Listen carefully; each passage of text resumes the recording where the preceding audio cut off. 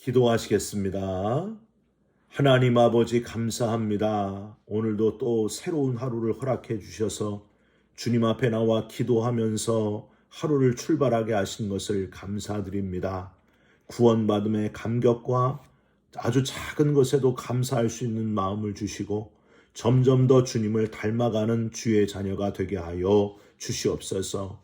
오늘도 말씀을 묵상하면서 새로운 은혜와 깨달음을 허락해 주시고 기도할 때에 막힌 것이 뚫어지게 하시고 어둠이 떠나가게 하시고 옥문이 열리는 놀라운 역사를 체험하게 하여 주시옵소서. 우리 기도 들으시고 응답하시는 예수 그리스도의 이름으로 기도 올리옵나이다. 아멘. 오늘 함께 묵상하실 말씀은 시편 62편 1절부터 12절까지의 말씀입니다. 나의 영혼이 잠잠히 하나님만 바라며 나의 구원이 그에게서 나오는도다. 오직 그만이 나의 반석이시요 나의 구원이시요 나의 요새이시니 내가 크게 흔들리지 아니하리로다. 넘어지는 담과 흔들리는 울타리같이 사람을 죽이려고 너희가 일제히 공격하기를 언제까지 하려느냐. 그들이 그를 그의 높은 자리에서 떨어뜨리기만 꾀하고 거짓을 즐겨하니 입으로는 축복이요 속으로는 저주로다. 셀라. 나의 영혼아 잠잠히 하나님만 바라라. 물은 나의 소망이 그로부터 나오는도다. 오직 그만이 나의 반석이시요 나의 구원이시요 나의 요새이시니 내가 흔들리지 아니하리로다. 나의 구원과 영광이 하나님께 있으며 내 힘의 반석과 피난처도 하나님께 있도다. 백성들아 시시로 그를 의지하고 그의 앞에 마음을 토하라. 하나님은 우리의 피난처시로다. 셀라. 아 슬프도다. 사람은 입김이며 인생도 속임수이니 저울에 달면 그들은 입김보다 가벼우리로다. 포악을 의지하지 말며 탈취한 것으로 허망하여지지 말며 재물이 들어도 거기에 마음을 두지 말지어다. 하나님이 한두 번 하신 말씀을 내가 들었나니 권능은 하나님께 속하였다 하셨도다. 주여 인자함은 주께 속하오니 주께서 각 사람이 행한 대로 갚으심이니이다. 아멘. 오늘은 시편 62편 1절부터 12절까지의 말씀으로 하나님만이 나의 반석이십니다 라는 제목의 말씀을 함께 나누고 기도하는 시간을 갖겠습니다. 여러분, 선지자 중에 하박국 선지자 하면은 뭐가 떠오르십니까? 예, 하박국서 2장 4절이 떠오르죠. 의인은 믿음으로 말미암아 살리라 라는 문장이 떠오릅니다. 이 의인은 믿음으로 말미암아 살리라 라는 문장은 그냥 쉽게 하나님으로부터 받은 말씀이 아닙니다. 악한 자가 너무 잘 살고 선한 자들이 찢어지게 못 사는 상황을 보면서 아무리 생각해도 이해가 안 되는 하박국 선지자는 높은 성루에 올라가서 견딜 수 없는 그 불공평한 현실을 하나님께 강하게 컴플레인합니다. 하나님, 이게 뭡니까? 왜 하나님 잘 믿는 사람들은 아주 찢어지게 못 살고 하나님 안 믿고 악한 자로 살아가는 제멋대로 살아가는 저들은 저렇게 편안하고 아주 잘 먹고 잘 삽니까? 이거 아무리 생각해도 불공평합니다. 말이 안 됩니다. 열심히 권선징악의 하나님이 되시기를 원하면서 따져 묻는 하박국의 마음 중심을 잘 꿰뚫어 보셨던 하나님은 한 번에 깨닫도록 응답해 주시는 말씀이 바로 의인은 믿음으로 말미암아 살리라 하시는 말씀이었습니다. 하나님의 응답은 이거였어요. 하박국아, 저들은 잘 먹고 잘 사는 게 아니다. 단지 부유하게 살고 부자로 사는 것뿐이다. 너는 그냥 부자로 살기 위해서 나를 믿느냐? 그건 나를 미신처럼 믿는 거다. 의인은 기준이 달라야 된다. 가난함에도 주신 것에 만족하면서 살아가는 그런 성숙한 자로 살 수는 없느냐? 가진 것이 많은 부자도 부러워할 만한 아무것도 없으나 모든 것을 다 가진 자처럼 살아가는 자, 혹은 부자인데도 가진 거는 그저 유한하고 영원하지 않다는 것을 알고 집착하지 말고 살아가는 자, 그렇게 살 수는 없느냐? 필요 이상의 것에는 욕심 부리지 말고 살아가는, 아무것도 없어도 모든 것을 가진 그런 하나님의 사람으로 만족하면서 살아갈 수 없느냐? 그게 바로 의인의 삶이다. 의인은 최고의 가치를 물질이나 보이는 것이 아니라 믿음에 두고 살아가는 자다. 믿음으로 말미암아 사는 자가 바로 의인이다. 바로 이 하나님의 특별한 음성을 들은 하박국이 얼마나 큰 깨달음을 얻게 됐는지 감격하면서 고백하게 됩니다. 하박국서 3장 17절에서 18절이 바로 그의 고백이죠. 무화과 나무 잎이 마르고 포도나무 열매가 없으며 감람나무 열매 그치고 논과 밭에 식물이 없어도 외양간에 소가 없을지라도 난 여호와로 말미암아 즐거워하리로다. 나의 발을 사슴과 같게 하사 높은 곳에 다니게 하시리로다. 저와 여러분도 이 땅에 내가 소유한 눈에 보이는 것에 가치를 두고 살아가는 사람이 아니라 눈에 보이지 않는 하나님 나라의 가치를 둔 사람, 의인으로 믿음의 최고의 가치를 두고 살아가는 자 되시기를 주님의 이름으로 부탁드립니다. 이 하박국이 깨달은 귀한 깨달음하고 짝을 이루는 성경 구절이 바로 오늘 본문에 나오는 시편 62편 1절과 5절이라고 생각합니다. 나의 영혼아 잠잠히 하나님만 바라라. 그냥 세상 사람과 아무 차이가 없는 자가 아니라 껍데기만 그리스도인이 아니라 오직 하나님만 바라보는 영혼이 되기를 소망하면서 지어서 부른 다윗의 시편 62편. 지금 당장 눈에 보이는 현실은 아무 소망도 없어 보이고 뭐 하나 해결되는 것 없어 보여도 사람을 믿었다가 배신당하고 심지어 자식 압살롬으로부터 배신당하고 욕보이고 쫓겨나고 오랜 세월 바람잘 날 없이 고생과 아픔 속에서 살았던 파란만장한 삶을 되돌아보면서 다윗은 오로지 내가 의지할 분은, 내가 믿고 바라볼 분은 바로 하나님밖에 없었습니다 하는 사실을 깨달았다는 거예요. 사실 이 시편 62편은요 종종 문체가 비슷한 시편, 바로 시편 39편과 비슷한 점이 많다 하고 여겨집니다. 그러나 시편 39편과 주제가 완전히 달라요. 시편 39편은 그저 인생은 허망하다 하는 것이 주된 내용이지만은 시편 62편은 그 주제를 훨씬 넘어서 인생은 허망하지만 그러므로 우리가 바라볼 분은, 잠잠히 소망할 분은 바로 오직 하나님뿐이시다 하고 노래하고 있습니다. 비록 시편 62편이 다윗의 아주 복잡다다했던 삶 속에 어느 순간을 배경으로 하고 있는지는 정확하지는 않지만 오직 깨닫고 분명히 아는 것은 하나님밖에는 믿고 의지할 분은 없다 하는 사실을 잘 표현하고 있습니다. 여러분, 이 시편 62편을 원문으로 살펴보면요 아주 특이하게 반복되는 단어를 발견할 수 있는데 바로 아크라는 히브리어예요. 우리말로 참으로, 진실로라는 뜻을 가진 이 아크가요 오늘 시편 62편에 얼마나 많이 쓰였는지 모릅니다. 1절, 2절, 4절, 5절, 6절, 9절 여기에 가장 첫 번째로 나오는 단어가 바로 다 아크, 참으로, 진실로라는 단어예요. 우리가 진실로, 참으로라는 단어를 주로 언제 사용합니까? 뭔가를 아주 강조하고 싶을 때 사용하잖아요. 다윗은 심지어 총 12절 중에서 6절이나 시작을 아크라는 단어를 사용해서 제가 강조하고 싶은 게 있습니다. 그게 바로 하나님만 바라봐야 한다는 겁니다. 참으로, 진실로 이걸 강조하고 싶습니다. 우리가 바라볼 분은 오직 하나님 한 분뿐이십니다 라고 표현하고 있다는 거예요.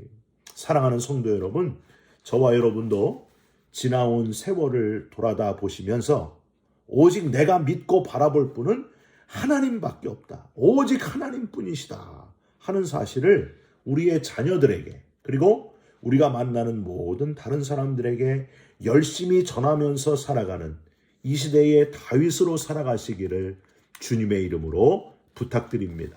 그런데 이렇게 잠잠히 하나님만 바라보는 자로 살기 위해서 우리가 다짐해야 될 아주 구체적인 것들이 있습니다.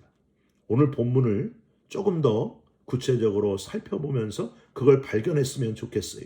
우선 오늘 본문 시편 62편의 1절과 2절 그리고 5절, 6절은요. 반복의 표현, 후렴과 같은 부분이기에 제외하고 그 외의 구절들을 정리해 보면은 결과물이 이렇게 나옵니다. 첫 번째, 사람은 가만히 놔둬도 죄짓기가 쉬운 도저히 믿을 만한 존재가 아니다 하는 것을 늘 염두에 두어야 한다고 다윗은 표현하고 있습니다. 3절 보세요. 넘어지는 담과 흔들리는 울타리 같이 사람을 죽이려고 너희가 일제히 공격하기를 언제까지 하려느냐? 그들이 그를 그의 높은 자리에서 떨어뜨리기만 꾀하고 거짓을 즐겨하니 입으로는 축복이요 속으로는 저주로다. 다윗은 자기를 공격하는 사울 왕이나 심지어 자기 자식 압살롬에 이르기까지 인간이 얼마나 악한 본성, 욕심 때문에 다른 사람을 심지어 부모 자식 관계인데도 불구하고 공격할 수 있다 하는 걸 몸소 깨달았습니다. 어떻게 해서든지 높은 자리에서 떨어뜨리려고 하고 거짓말하는 그 인간의 추한 본성, 입으로는 겉으로는 축복을 하지만 속에는 저주의 마음인 이중인격적인 인간의 본성을 고발하고 있습니다. 이 악한 인간의 본성대로 살아가면 결국 어떻게 되는가? 넘어지는 담, 흔들리는 울타리처럼 결국 비참한 말로를 맞이하게 된다 하고 표현합니다. 9절에도요. 아 슬프도다 사람은 입김이며 인생도 속임수니 저울에 달면 그들은 입김보다 가벼우리로다. 입김처럼 가벼운 아무 가치도 없는 도저히 가치를 다는 그 저울의 무게가 전혀 나가지 않는 허망한 것이 바로 우리 사람이다. 그렇게 표현하고 있습니다. 누구도 상황이 안 돼서 그렇지 누구든지 죄짓기 쉽고 거짓말하고 아담과 하와만 그런 게 아니라 누구든지 욕심을 이기지 못하고 선악과를 따먹을 수 있는 우리 인간의 그 본성적인 죄, 하지 말라고 하면 더 하려고 하는 인간, 죄짓기 쉬운 인간의 본성을 인정하고 사람은 사랑할 존재지 도저히 믿을 만한 존재는 아니다 하는 것을 기억하시기를 부탁드립니다. 그래서 세상에 가장 조심해야 될 사람이 누구라고요? 야, 너 나 못 믿어? 하는 사람을 제일 조심해야 된다는 거예요. 나는 안 한다면 절대 안 해. 그런 사람을 특히 조심하시기를 바랍니다. 믿는 도끼에 발등 찍힌다 하는 거는요. 딱 맞는 말이에요. 확실해요. 오직 믿을 존재는 사람이 아니라 우리를 만드신 하나님뿐이시다. 오직 하나님만 의지하고 믿어야 된다 하는 사실을 기억하시기를 부탁드립니다.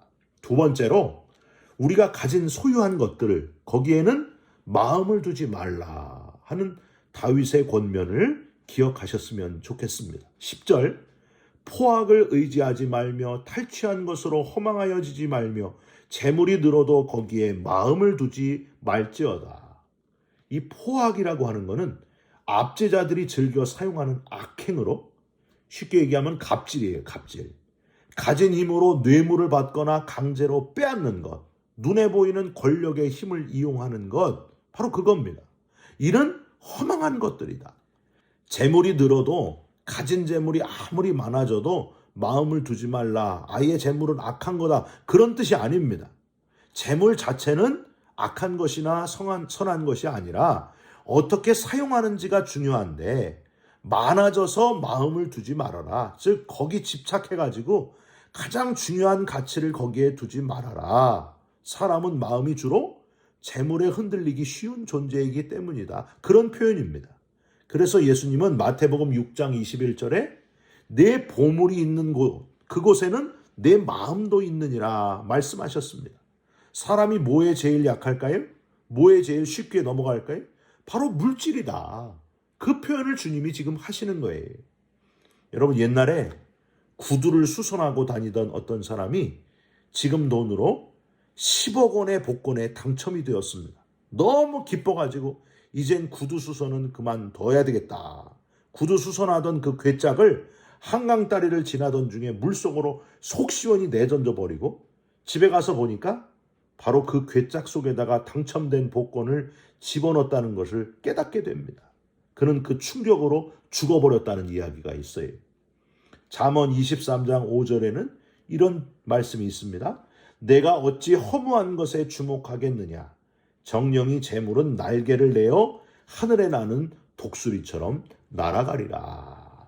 다윗의 교훈처럼 우리 눈에 보이는 그 소유에 마음을 두지 않는 지혜로운 삶을 살아가시기를 주님의 이름으로 부탁드립니다. 마지막으로 이렇게 사람도 아니고 재물도 아니고 오직 하나님만을 의지하는 사람은 행한 대로 심판하시는 하나님의 마지막 심판 때를 준비해야 한다 하는 사실을 기억하시기 바랍니다. 다윗은 시편 62편을 마지막 12절에 이렇게 마무리하고 있어요. 주여 인자함은 주께 속하오니 주께서 각 사람이 행한 대로 갚으심이니이다. 오직 우리가 의지할 분은 인자한 주님뿐입니다. 마지막 각 사람이 행한 대로 갚으시는 하나님, 심판하실 하나님이시라고 마지막 문장을 그렇게 기록하고 있습니다. 여러분, 우리는요, 육신의 죽음으로 모든 것이 끝나는 사람들이 아닙니다. 분명히 각 사람이 홀로 각각 하나님의 마지막 심판대 위에 각각 서야 돼요. 여러분, 제가 한번 이런 말씀 드린 적이 있죠. 한국에 한 6년 전에 갔다가 병원에 건강검진을 받으러 갔는데 얼마나 놀랐는지 몰라요. 혈압을 먼저 재고 키와 이 저울에 올라서는데 저울에서 말이 나와가지고 깜짝 놀랐어요. 사람들이 줄 서 있는데 갑자기 저울이 비만입니다. 비만입니다. 이래가지고 제가 얼마나 놀라고 창피했는지 몰라요. 여러분, 이게 중요한 게 아니에요. 우리가 마지막 하나님의 심판대에서 무슨 하나님의 음성이 들려질지 그걸 걱정해야 됩니다. 이 땅에서는 비만입니다 해도 하나님이 우리 인생의 무게를 재시면서 뭐라고 말씀하실까? 그게 중요하다니까요. 그걸 지금부터 준비해야 됩니다. 진지하게 미리미리 준비하시기를 바랍니다. 하나님이 마지막 심판대에서 저와 여러분을 달아보았을 때 미달이구나 하지 않고 충분하구나, 너는 VIP구나, 충분하다 하면서 하나님의 축복의 음성이 들려지는 잘하였다, 착하고 충성된 종아 하고 칭찬받게 되고 영원한 하나님 나라에 들어가게 되는 저와 여러분이 되시기를 주님의 이름으로 축원드립니다. 기도하겠습니다. 하나님 아버지, 내 영혼이 잠잠히 하나님만 바라보는 자가 되게 하여 주시옵소서. 사람이나 재물을 의지하는 자가 아니라 오직 한 분, 영원하신 분, 하나님만 의지하는 지혜로운 자로 살아가게 하여 주시옵소서.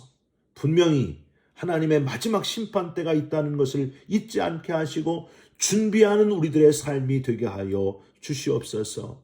예수 그리스도의 이름으로 기도 올리옵나이다. 아멘. 하늘에 계신 우리 아버지여, 이름이 거룩히 여김을 받으시오며 나라가 임하옵시며 뜻이 하늘에서 이룬 것 같이 땅에서도 이루어지이다.